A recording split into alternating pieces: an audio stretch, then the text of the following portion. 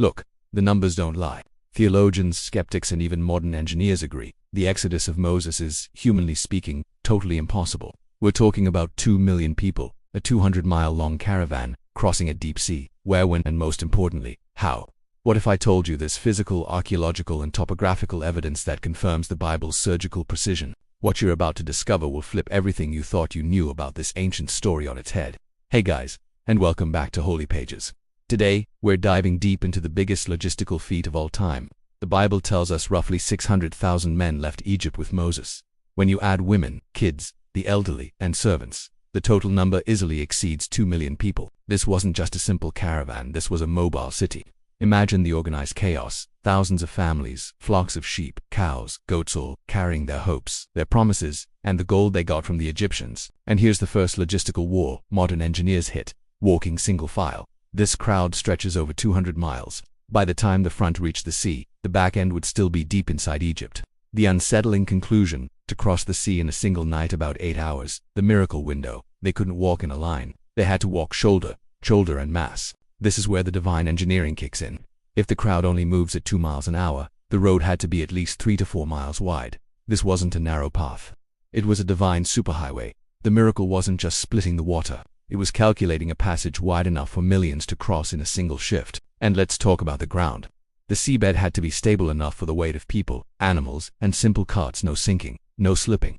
The Bible is clear. They passed on dry ground, as if the Creator himself had paved the road. Every element of this crossing points to a plan meticulously calculated by God, proving He organizes the impossible. Now, back to the climax. Red Sea ahead. The most powerful army in the ancient world behind them. Fear was thick in the air. Moses stretches his staff, and the text says, a strong east wind began to blow. This wasn't a natural breeze. This was a wind that was directed, sustained, and calculated for 6 to 8 solid hours. This wind didn't just push the water, it held it up in place, forming liquid walls, and crucially, it dried the seabed, transforming the muck into solid ground. Divine engineering at its peak. For centuries, tradition misplaced the spot. But the Gulf of Aqaba, with depths of over 300 feet, is the only place that matches the scale of the miracle. And here's where science, even when skeptical, has to take notice. Oceanographers and geologists found a natural elevation deep on the seabed, a submerged bridge. Think about it. This natural path has gentle slopes and the perfect width for a mass crossing. It's no random coincidence. The precision shows God didn't just perform a miracle, He designed it with an architect's exactness, and the evidence keeps piling up.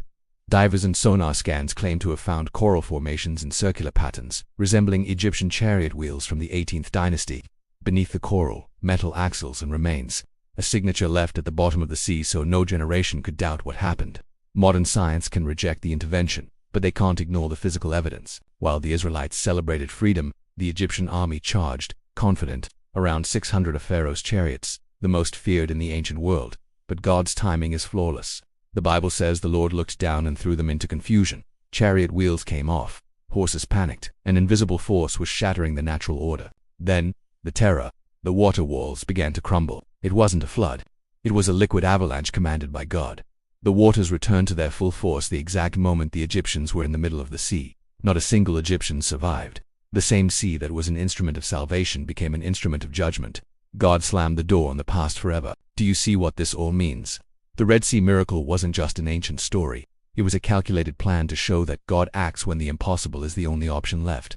He timed the wind, He angled the seabed, He positioned every detail so that nothing would go wrong. And if He did that for an enslaved people 3,000 years ago, what can't He do for you today? How often do you face your own Red Sea? A no-win situation where logic says it's over, the numbers don't add up, and the pressure is coming from all sides. The truth the Bible shows us is simple. When God enters the equation, the impossible doesn't just become possible, it becomes a testimony.